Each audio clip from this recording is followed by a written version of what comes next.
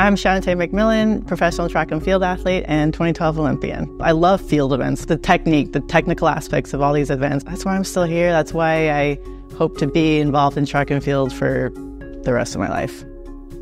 The Heptathlon is 100 hurdles, high jump, shot put, and the 200 on day one, and then day two, long jump, javelin, and the 800. 2012 was my first Olympics and my first international competition ever.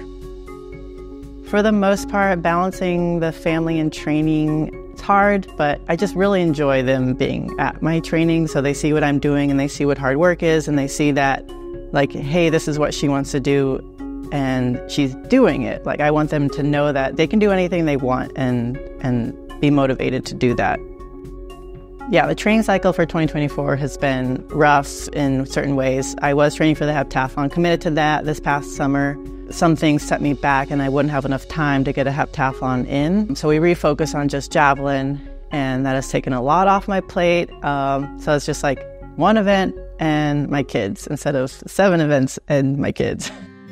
I know like what fuels me correctly, like the amount of protein that I need or the amount of carbs and veggies. I try to eat a very balanced meals throughout the day. What I like about now is that they have an array of supplements that I can use before my training, during, and after. For the now supplements to be Informed Sport certified is huge. Like I know what I'm putting into my body, that it's been approved, and I don't have to worry about when I take a drug test that it's going to come back negative and impact my entire career.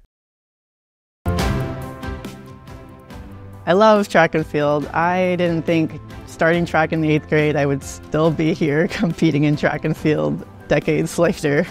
But I've been able to find that balance inside me. I know when I get to the track, it's turning the switch on and getting into my flow of, okay, this needs to be done, and it's very purposeful. So that's one of my words that I've had a lot of emphasis on through my career over the past few months: purpose.